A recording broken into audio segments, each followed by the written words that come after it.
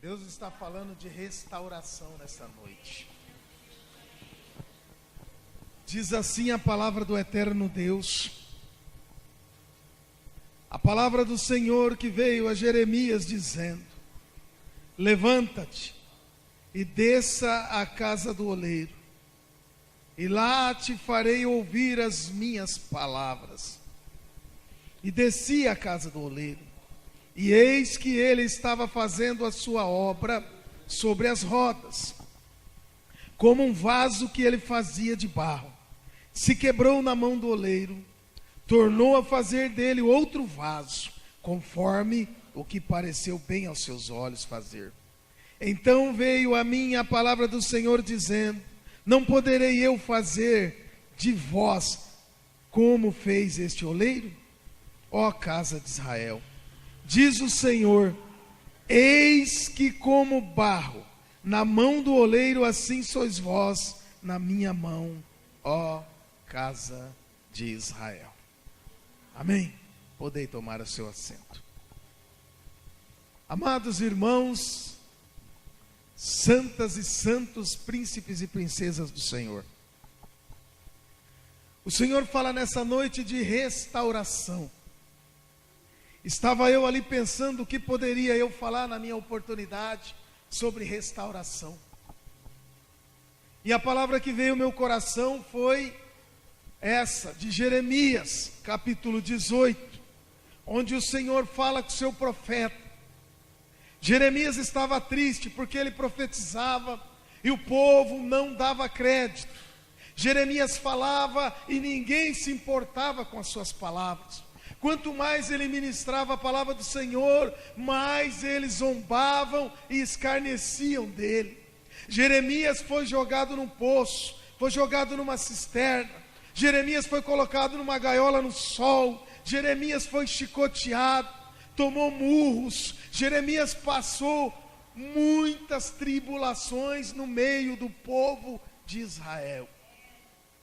Mas a Bíblia diz que o Senhor Deus ainda queria falar com o profeta. O profeta dizia: Senhor, não vou mais eu pregar a tua palavra, porque quando eu a falo, eles zombam de mim, eles não creem no que eu falo. Mas a Bíblia também diz que Jeremias logo se recompôs e disse: como posso eu não dizer, porque elas ardem em mim. Aleluias. E Deus é assim, irmãos. O deserto vem para todo crente. Muitas das vezes não queremos o deserto, mas o deserto é necessário. O deserto se faz presente para todos nós. Não adianta querer ter uma caminhada com Deus só de riqueza. Quem pregou esse evangelho para você é mentiroso. Não está escrito isso na Escritura Sagrada.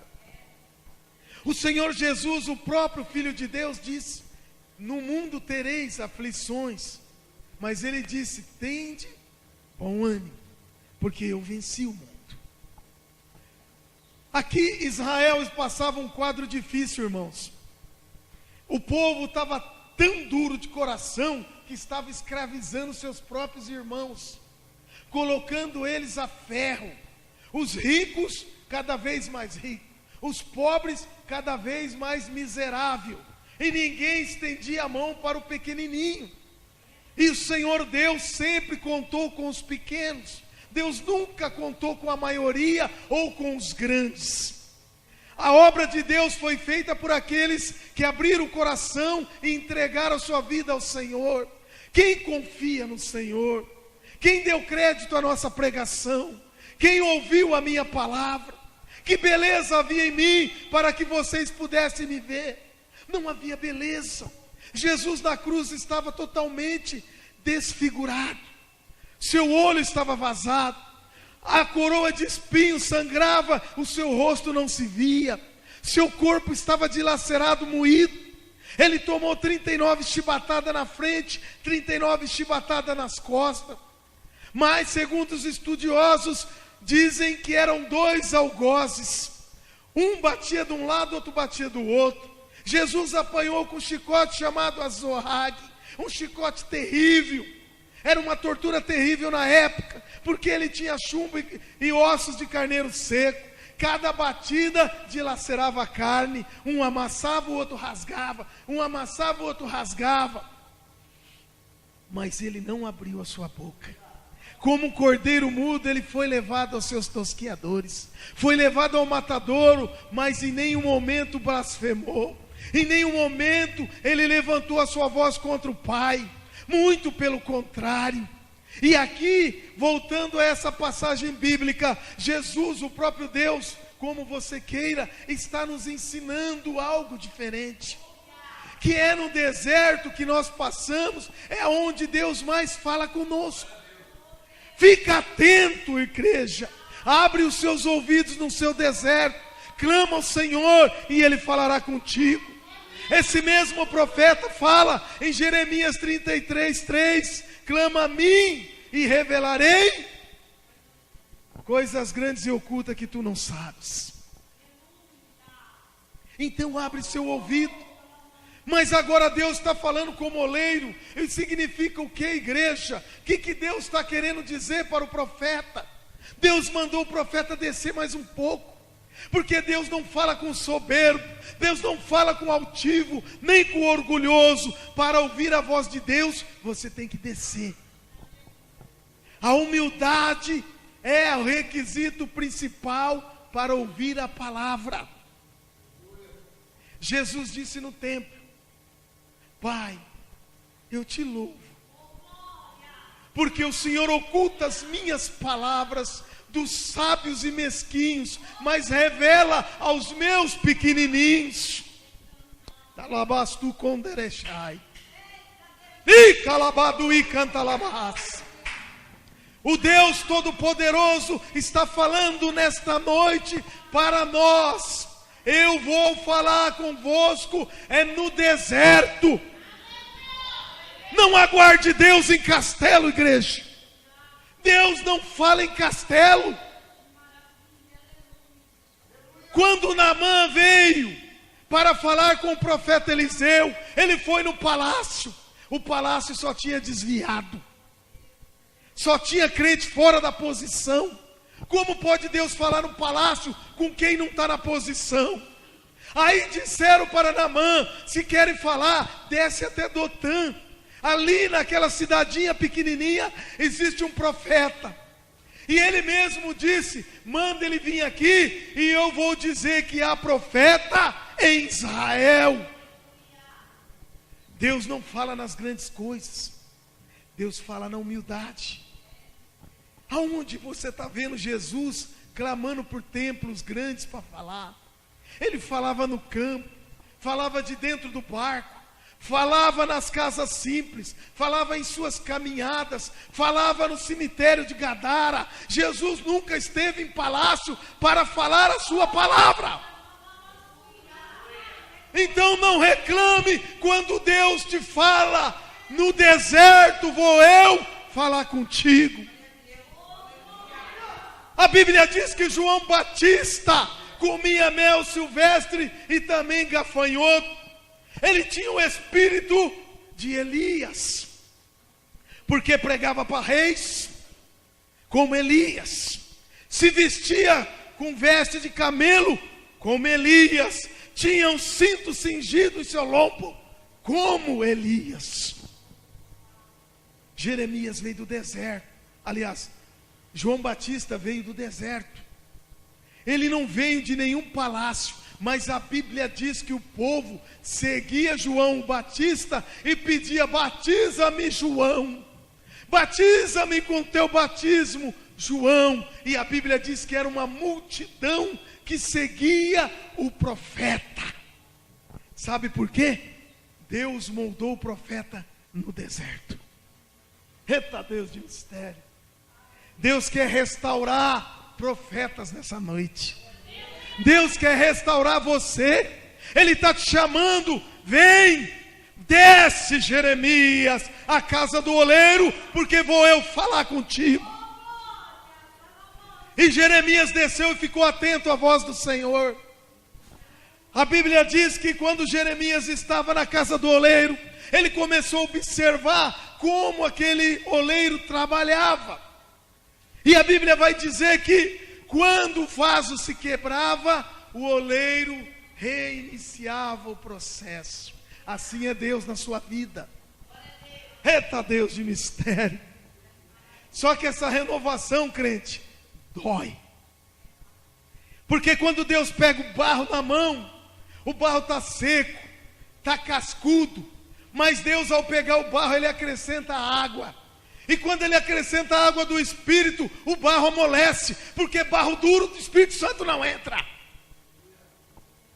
E quando o barro amolece, Deus começa a moldar.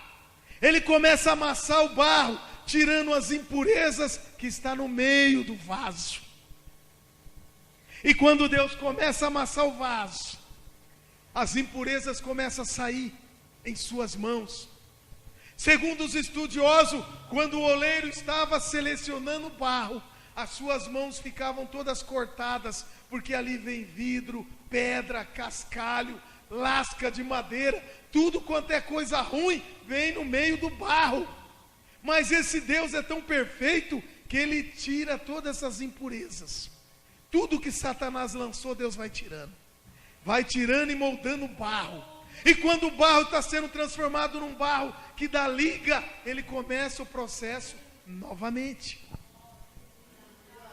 E Deus está restaurando vasos. Quem é o vaso que quer ser restaurado por Deus? O processo é doloroso. Tem alguém que é vaso aí? Então vamos continuar. E após Deus ser esse processo do barro, Ele já purificou o barro, já lavou o barro, já transformou o barro. Agora Deus vai colocar o barro na roda. E Deus começa a rodar e moldar o barro. Mas quando vai moldando, a mão de Deus dói, porque ela vai arrancando tudo que não presta de dentro do barro.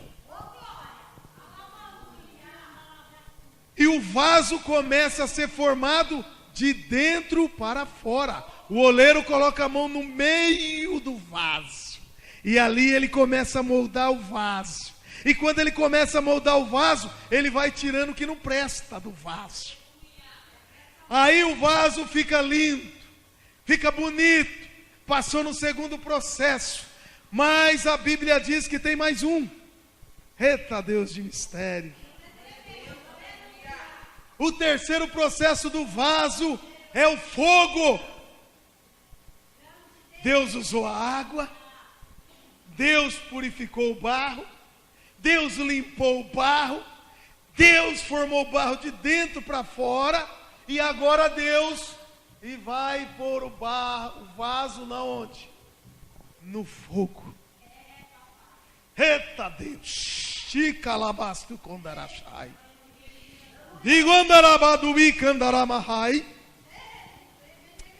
Se o vaso trincar no fogo, Deus vai ter que fazer de novo.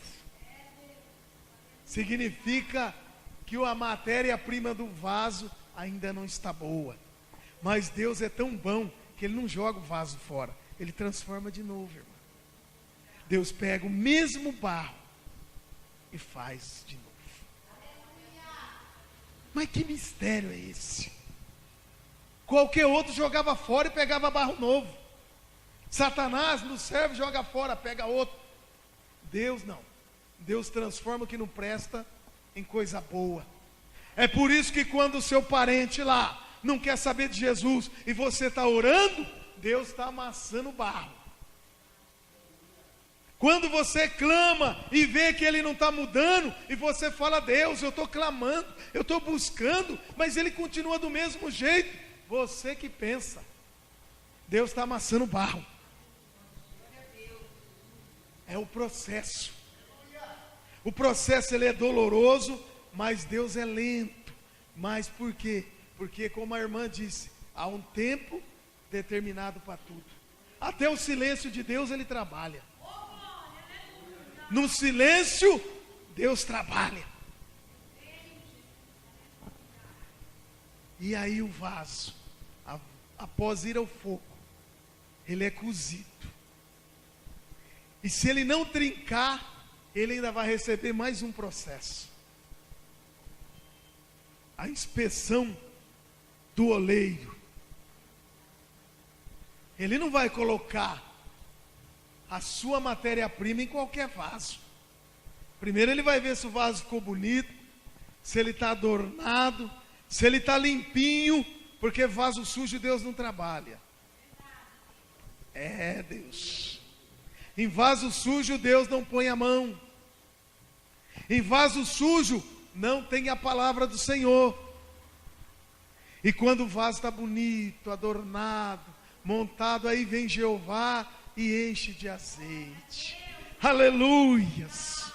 O azeite é o Espírito Santo de Deus que entra no vaso. Quem quer ser um vaso transbordante? Olha o que vocês estão pedindo para Jeová, hein? O processo do vaso é dolorido.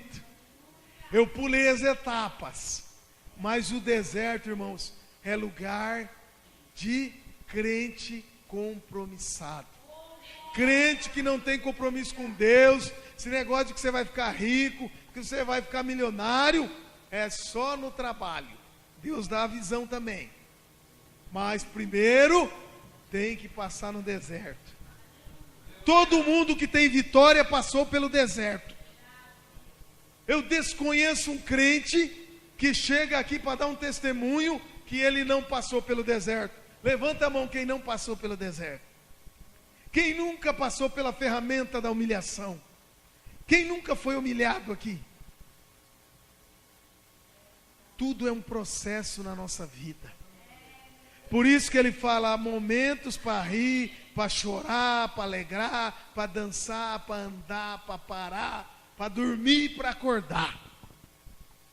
Em todos esses momentos, o Senhor dos Exércitos está trabalhando. Amém, igreja.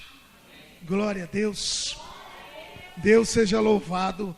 Eu agradeço a Deus a oportunidade e já passo agora a oportunidade